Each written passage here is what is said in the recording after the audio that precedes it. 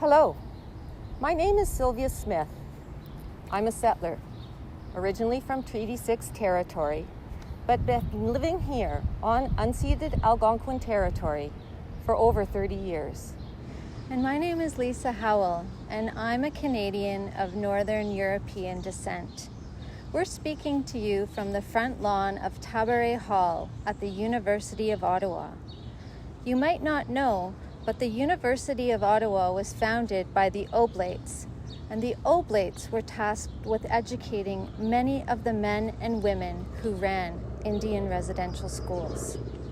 I'll say more about the history of this place in a few minutes, but first we'd like to take this opportunity to talk to you about something very important to us.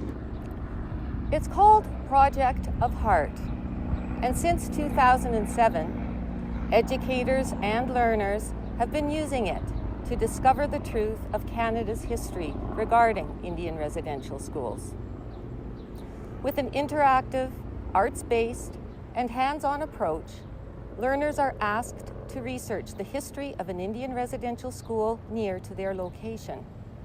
Once the new knowledge is gained, and after researching the contributions of the original peoples on whose land that Indian residential school stood, a meaningful artifact is created commemorating the life of a child that was taken away and never came home. Survivors of residential schools are invited to join the learning group to tell their stories and engage the empathy of the learners by bringing their hearts and spirits into the experience. Most importantly, a simple but effective social justice action is carried out, taking the learning beyond the classroom and turning it into an action that has the potential to build trust.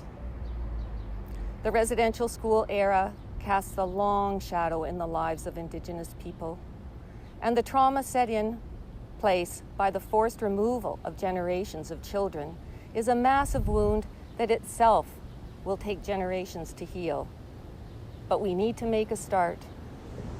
Social justice actions demonstrate our commitment to stand with First Nations, Inuit, and Métis peoples in their struggles for justice.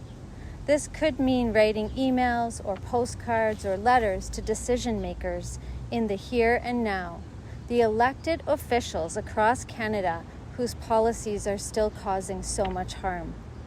These include policies that see Indigenous children receiving 30% less for education funding than children of other backgrounds, and child welfare agencies removing Indigenous children at a far greater rate than non-Indigenous children.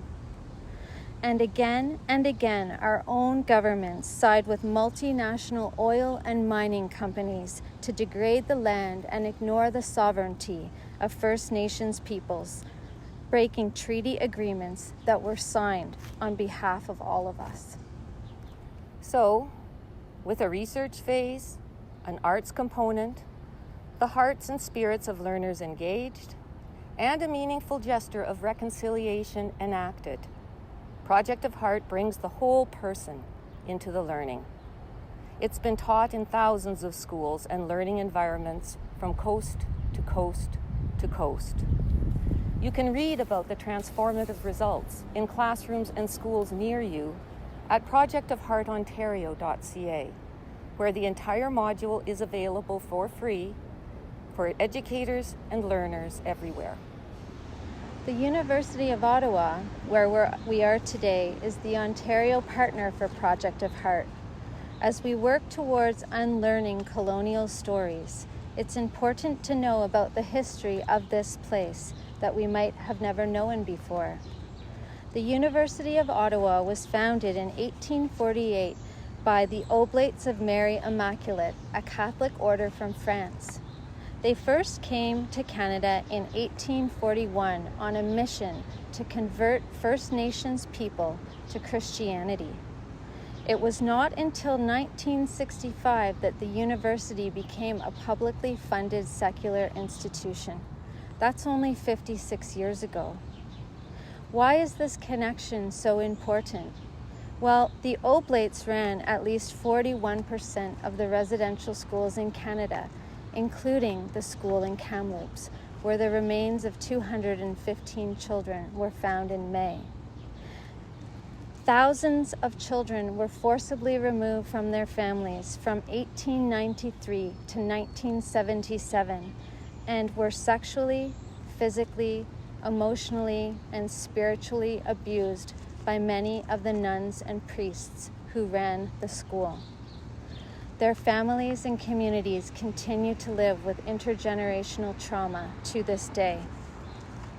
The Oblates continue to refuse to release records that might help families identify the remains found at residential schools. The Social Justice Action Project of Heart invites you to engage in now is to call on the Catholic Church to take responsibility for the residential schools it operated, formally apologize, and release all related records. Thank you. Merci. Chimigwech.